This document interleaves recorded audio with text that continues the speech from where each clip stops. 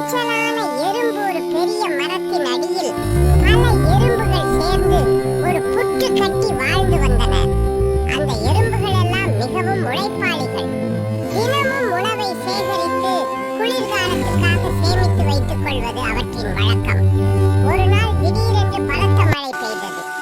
மழை நீர் புற்றுக்குள் புகுந்தது. சில எறும்புகள் பயந்து இப்போ என்ன செய்வது என்று கலங்கின.